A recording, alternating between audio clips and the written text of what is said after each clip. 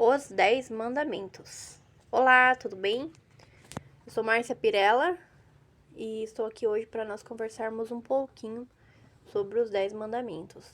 Você já deve ter ouvido falar de que os 10 Mandamentos é coisa de judeu, que já foi abolido, né? Que hoje nós vivemos no tempo da graça e que Paulo disse que a lei foi abolida. Então hoje a gente vai conversar um pouquinho sobre isso. Então, vamos lá. Vamos descobrir se os 10 mandamentos... Qual é o conteúdo dos 10 mandamentos? Primeiramente, vamos ver o conteúdo dos 10 mandamentos. Abra sua Bíblia em Êxodo, capítulo 20, versículo 1 até o 17. Não importa se a sua Bíblia é uma Bíblia evangélica, é uma Bíblia católica. Tudo bem. Em todas está o mesmo conteúdo nesse assunto. É os 10 mandamentos conforme Deus os escreveu. Então, leia lá, abra lá na sua Bíblia em Êxodo. Eu vou te esperar, vai lá, abre Êxodo, capítulo 20. Se você tiver com dificuldade de encontrar, vai lá no índice. É o segundo livro da Bíblia, você pode abrir. Abriu? Encontrou? Então, vamos ler. Inclusive, eu vou deixar, para quem tiver com preguiça de procurar, para quem não tiver uma Bíblia, eu vou deixar para vocês disponível aqui uma imagem, tá? De Êxodo capítulo 20, versículo 1 até o 17. Deixando claro que alguma palavra, algum modo de escrever pode estar diferente de uma versão para outra, mas o conteúdo, as leis serão as mesmas. Já abriu? Êxodo capítulo 20, versículo 1 ao 17? Eu vou disponibilizar aqui também. Êxodo capítulo 20, versículo 1 em diante. Então falou Deus todas essas palavras: Eu sou o Senhor teu Deus, que te tirei da terra do Egito, da casa de servidão. Não terás outros deuses diante de mim. Primeiro mandamento, né? Não terás outros deuses diante de mim. Então, o nosso único Deus é o verdadeiro Deus. Não podemos idolatrar time de futebol, não podemos idolatrar artistas e nem mesmo pessoas da nossa família. Deus é o nosso único Deus. Não teremos ninguém, não amaremos ninguém acima de Deus. Sempre amaremos em primeiro lugar a Deus, mais do que os nossos pastores, mais do que os padres, mais do que qualquer outra pessoa, mais do que qualquer santo que tenha andado na terra. Temos que adorar a Deus acima de todas as coisas. Segundo mandamento: não farás para ti imagem de escultura, nem semelhança alguma do que há em cima nos céus, nem embaixo da terra, nem nas águas debaixo da terra. Não as adorarás, nem lhes darás culto, porque eu sou o Senhor teu Deus, Deus zeloso, que visita a iniquidade dos pais nos filhos até a terceira e quarta geração daqueles que me aborrecem. E faço misericórdia até 1000 gerações daqueles que me amam e guardam os meus mandamentos. Então, o segundo mandamento, segundo a Bíblia, você está lendo a Bíblia? Lembrando que tanto na Bíblia evangélica quanto na Bíblia católica é o mesmo. Então, o segundo mandamento é: não farás para ti imagem de escultura, não as adorarás e não lhes prestará culto. Não preciso nem falar muito sobre isso, né? O texto já está bem claro. Terceiro mandamento: não tomarás o nome do Senhor teu Deus em vão, porque o Senhor não terá por inocente o que tomar o seu nome em vão. Então, nada de ficar fazendo brincadeirinha com o nome de Deus, nada de fazer piadinha com o nome de Deus, e nada de usar o nome de Deus para mentiras e falcatruas. Quarto mandamento: lembra-te do dia de sábado para o santificar. 6 dias trabalharás e farás toda a tua obra, mas o sétimo dia é o sábado do Senhor teu Deus. Não farás nenhum trabalho, nem tu, nem o teu filho, nem a tua filha, nem o teu servo, nem a tua serva, nem o teu animal, nem os forasteiros das tuas portas para dentro. Porque em 6 dias fez o Senhor os céus e a terra, o mar e tudo o que neles há. E ao 7º dia descansou. Por isso o Senhor abençoou o dia de sábado e o santificou. Então, quem abençoou e santificou o dia de sábado foi Moisés? Não foi Moisés, foi o Senhor. Porque nele ele descansou de toda obra que, como Criador, fizera. Então, o sábado é o dia santo do Senhor. Não são domingos e nem festas de guarda. É o sábado do Senhor. Até aqui, os 4 mandamentos que dizem respeito à adoração ao Senhor. Agora vamos continuar com os mandamentos que dizem respeito ao amor ao nosso próximo. Então vamos lá. 5º mandamento: honra o teu pai e a tua mãe, para que se prolonguem os teus dias na terra que o Senhor teu Deus te dá. Mandamento com promessa: honra teu pai e tua mãe, para que se prolongue teus dias na terra que o Senhor teu Deus te dá. 6º mandamento: não matarás. 7º mandamento: não adulterarás. 8º: não furtarás. 9º: não dirás falso testemunho contra o teu próximo. Não pode mentir. Não existe mentirinha branca. E o 10º mandamento: não cobiçarás a casa do teu próximo, não cobiçarás a mulher do teu próximo, nem o seu servo, nem a sua serva, nem o seu boi, nem o seu jumento, nem coisa alguma que pertença ao teu próximo. Não tem inveja de nada do que é do teu próximo. E quem é o teu próximo? Qualquer pessoa.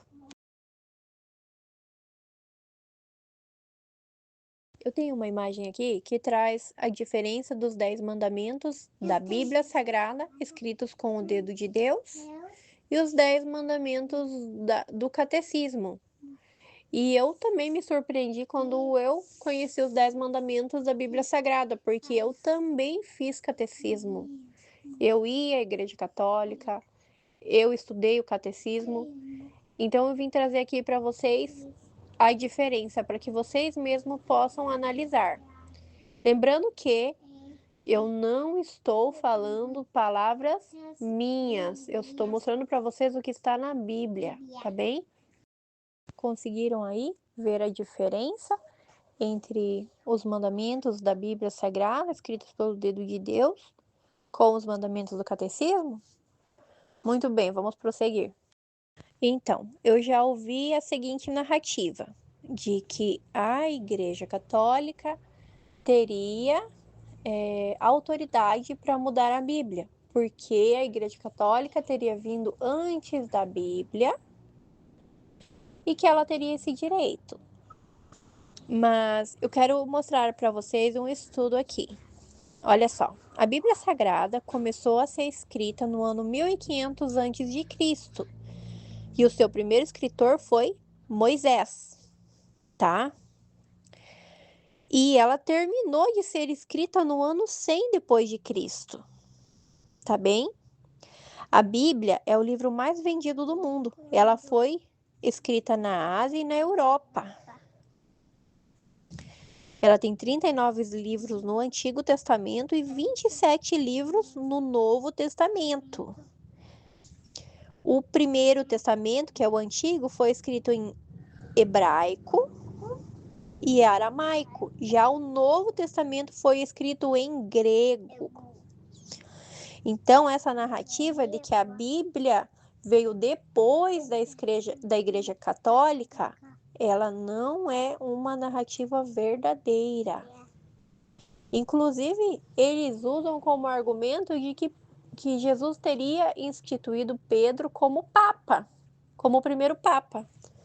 Mas Pedro fez parte, né, dos apóstolos de Jesus.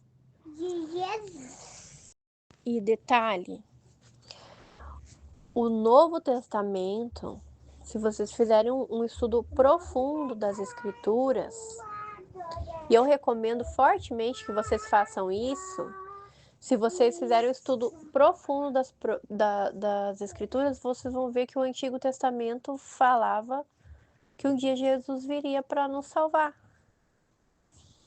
Inclusive, o Salmo 22 fala claramente de tudo que Jesus iria sofrer ali na cruz do Calvário, no Salmo 22. Então, não existe dizer que o Novo Testamento está anulando o Antigo Testamento, tá?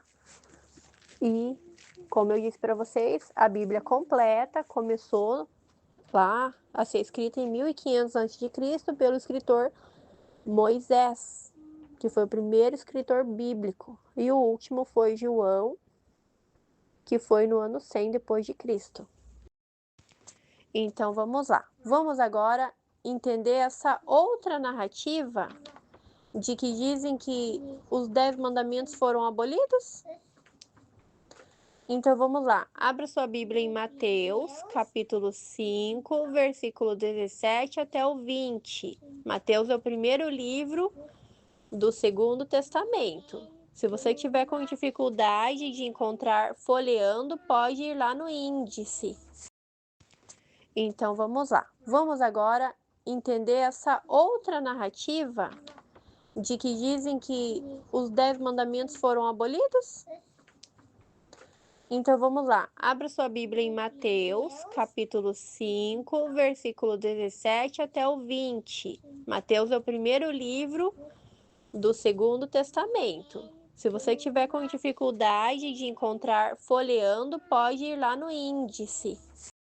Aqui o Senhor Jesus diz assim: Não penseis que eu vim revogar a lei ou os profetas. Não vim para revogar, vim para cumprir. Porque em verdade vos digo, até que o céu e a terra passem, nem um i ou um tio jamais passará da lei, até que tudo se cumpra. Aquele, pois, que violar um destes mandamentos, posto que dos menores, e assim ensinar aos homens, será considerado mínimo no reino dos céus. Aquele, porém, que os observar e ensinar, esse será considerado grande no reino dos céus. Porque vos digo, se a vossa justiça não excederem muito a dos escribas e dos fariseus, jamais entrarei no reino dos céus. Mateus capítulo 5, 17 até o 20. Confira aí na sua Bíblia. Pode ser que alguma palavrinha esteja diferente, mas o significado é o mesmo. Pode conferir na sua Bíblia. Agora eu vou pedir para você abrir no livro de 1 João, lá pertinho de Apocalipse, 1 João, capítulo 5, verso 2 e 3. Já encontraram? Vamos ler. Nisto conhecemos que amamos os filhos de Deus, quando amamos a Deus e praticamos os seus mandamentos. Porque este é o amor de Deus, que guardemos os seus mandamentos. Ora, os seus mandamentos não são pesados.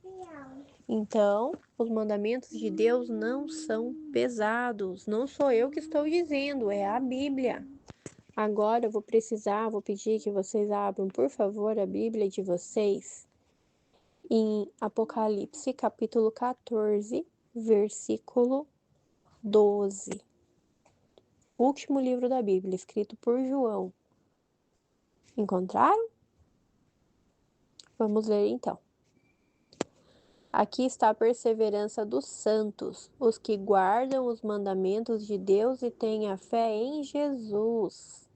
Então, qual é a perseverança dos santos? Guardar os mandamentos de Deus e ter a fé em Jesus, o nosso Salvador. Vamos ver agora, então, o que o apóstolo Pedro, que, segundo os católicos, foi instituído o primeiro Papa, ele nos diz sobre os mandamentos de Deus. Está em Atos 5, versículo 29. Encontrou? Atos, capítulo 5, versículo 29. Vamos ler então? Então, Pedro e os demais apóstolos afirmaram: antes importa obedecer a Deus do que aos homens.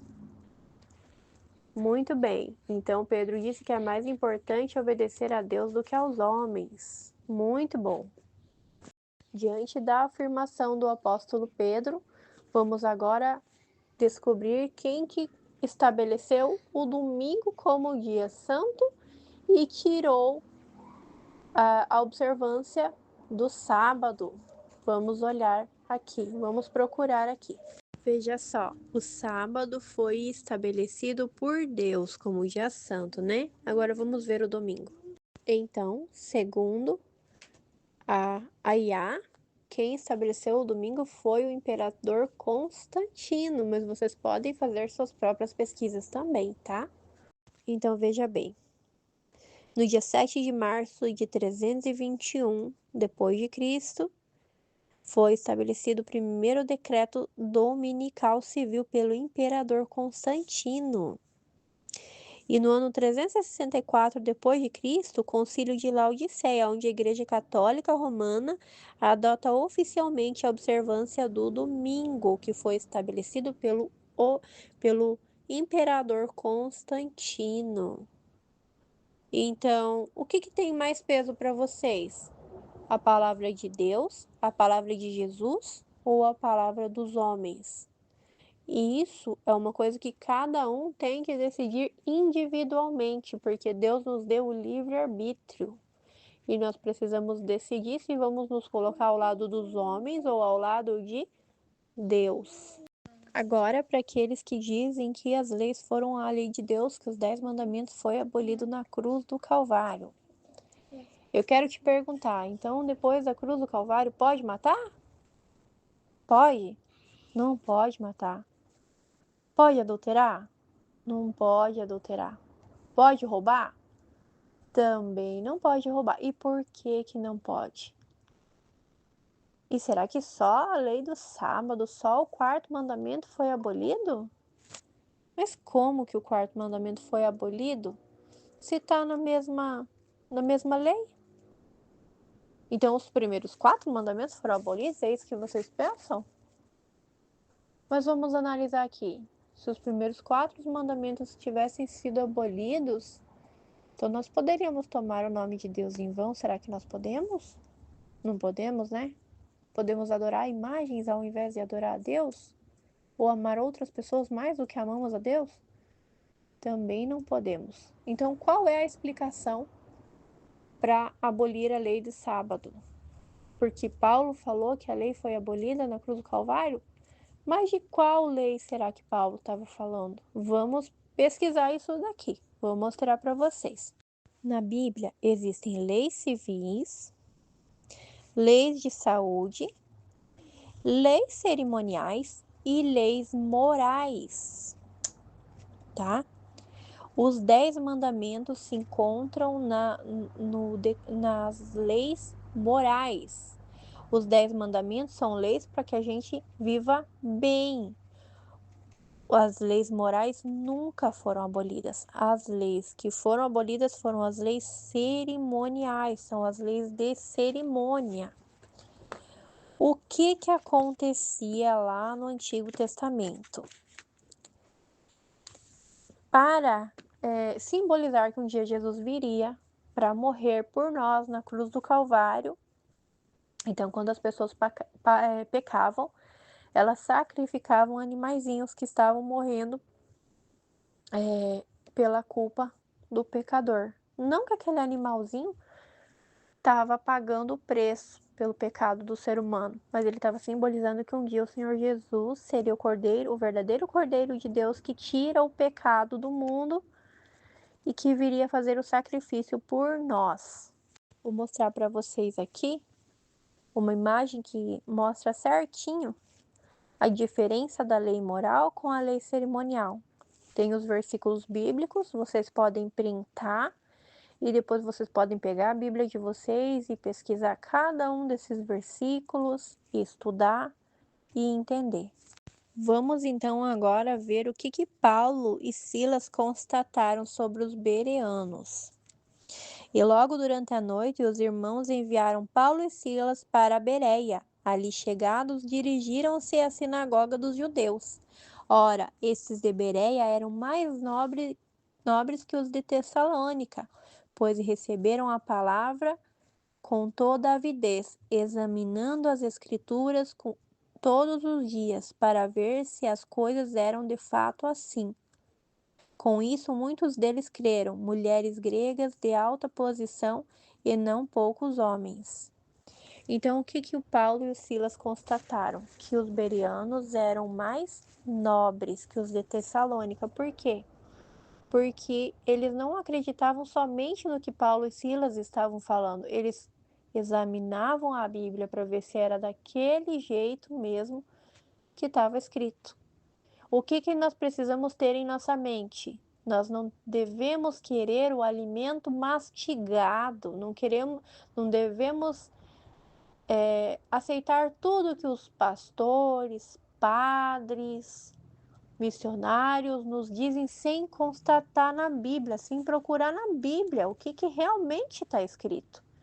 Porque a Bíblia é o livro que Deus deixou para nós, para nos mostrar a verdade. Então, se a Bíblia é o livro que Deus deixou para nós para nos mostrar a verdade, devemos crer nela ou crer em homens? Essa é uma pergunta que eu faço para que você se autoanalise hoje e que você chegue a uma conclusão. Você quer crer em Deus, quer crer na sua palavra, na palavra de Deus, na Bíblia Sagrada, ou você quer crer naquilo que os homens dizem para você? Essa é uma decisão sua.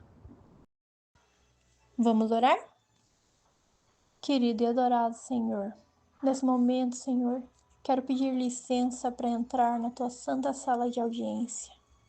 Quero colocar em tuas mãos a vida dessa pessoa, Senhor, que assistiu esse vídeo.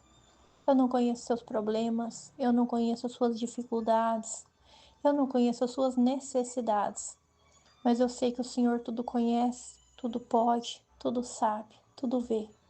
Peço que o Senhor visite essa pessoa nesse momento, Senhor, derramando sobre ela o teu Espírito Santo de maneira grandiosa, que ela possa sentir o teu poder transformador entrando na sua vida, Senhor, e dando força para fazer sempre a tua santa vontade. Abençoa essa pessoa, Senhor, e as suas necessidades. Livra ela do mal, Senhor, do perigo, da tentação. A prepara para o lar eterno e que os teus sonhos e planos para a vida dessa pessoa e da sua família se concretizem. É o que eu te peço hoje, em nome de Jesus. Amém.